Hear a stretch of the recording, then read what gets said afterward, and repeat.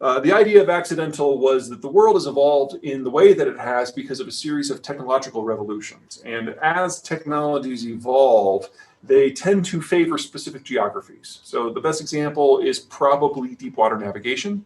It was developed by a bunch of people who lived on a peninsula, the Iberians, who used it to kind of do an end round around the economic and strategic environment of their era. But as good as deep sea navigation is for a peninsula, it works better for an island. So eventually it migrated to the United Kingdom, and eventually from there to the United States. The moment in history that we're in right now is unique for two reasons. First of all, the two dominant technologies of our day, deep water navigation and industrialization, work better in the United States than they do anywhere else. And second, the Americans created a global structure in order to fight the Cold War that was in the process of collapsing right now. You put those things together and you have to go back to an older way of operating. So instead of globalization and interconnectivity and energy markets and all of that, you have to look at countries about how they succeed or fail on their own merits. And since the technologies work best in the United States, and the United States has the best geography in the world, we are moving towards a re-centralization of economic power and military power in one specific place, and that's the United States. So you have to go back to World War II, or honestly even a little bit before. In the imperial era, we basically fought over everything, and commerce by itself was a national good that was to be warred over. Everybody had colonies in order to supply themselves with raw materials or to have captive markets. That required a globe-spanning navy for everyone, and those navies clashed over everything. What set the Americans apart? First, during the imperial era, they more or less had a continent to themselves. But once we got to World War II, the entire imperial system had been wrecked. So the Americans, since their system was in a different hemisphere, were able to impose a new reality on the various empires. We basically paid everyone to be on our side because we were scared. We had come out of World War II. We were in central Germany. We were facing down the Soviets, and we were like, holy crap, there is absolutely no way we can win this. We need to have everyone who was on both sides of this war standing shoulder to shoulder, not behind us, not beside us, in front of us, facing down Stalin, with us providing them with support. That was the plan. Now, how do you get 40-odd nationalities who have just completed the most devastating genocidal conflicts in human history to put aside their epic poem of grievances and ally on a common cause? Well, you pay them. So we didn't simply provide strategic overwatch and military ballast. We literally paid them to be on our side. We created a global order that allowed any of them to go anywhere in the world at any time and bring home any raw commodity that they could afford, manipulate it, process it into a finished good, and then re-export it safely to our market for hard currency. We basically provided the direct and indirect economic support that was necessary for them to become advanced countries again. And that took us right up to the Berlin Wall falling. The problem in my country is that, then what? The president at the time, Herbert Walker Bush, wanted to have a national conversation where we would all publicly discuss what we wanted to see out of the world. How do we take this alliance, the greatest in human history, how do we take this global order, the only global order the world has ever known, and play it forward? And we voted him out of office for his audacity.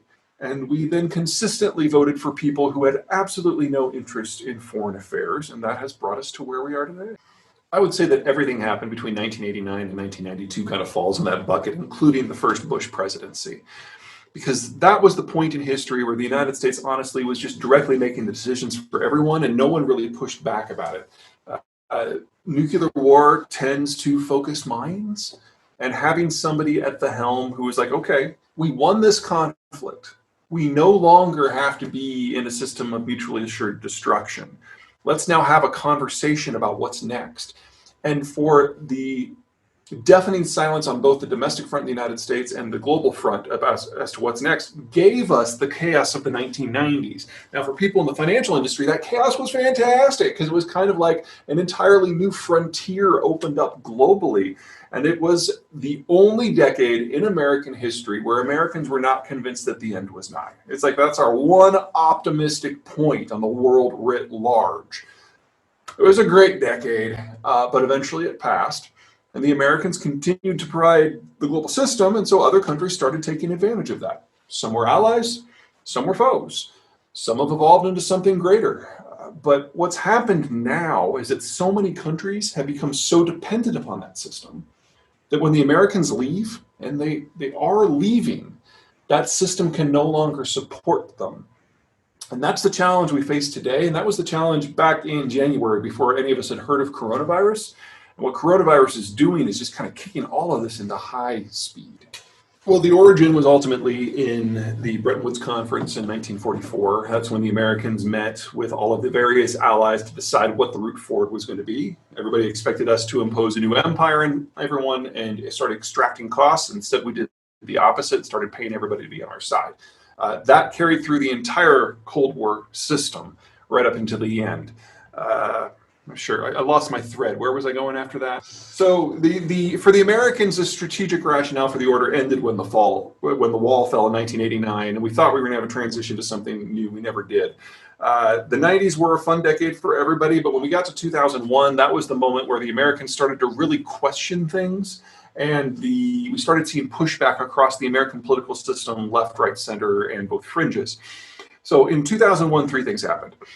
People obviously are familiar with 9/11, and while you can come up with any number of reasons about how we carried out the global war on terror, perhaps in the least productive way possible, from the American point of view, when we reached out to our allies for assistance, the silence was deafening. We got some help from Australia and Britain and Canada, and a little bit from the Germans, and that was most of it. In fact, we had some countries, France and Germany most notably, who started leading coalitions of countries against some American positions. And the issue isn't whether or not the French and the Germans were right or wrong. The issue is that the Americans had felt that they had done so much for the world for the last 70 years, and then to all of a sudden have some of its firmest, longest standing allies not just second guess, but to corral countries against it. That was considered deeply offensive. That was considered against American national interests, and that changed the tenor of the conversation in the United States. The second big issue was, of course, the euro creation. Here is a region that had just come out of literally centuries of mutual bloodletting. And it was only the American occupation, only the American-led order that allowed Europe as a unified, free, and peaceful entity to even exist.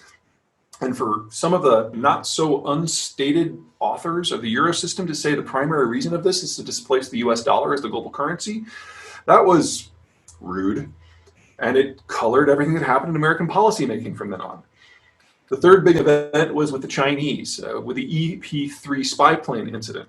China had never been a functional advanced economy throughout its entire history. In fact, it usually had been at war with itself or preyed upon by outsiders.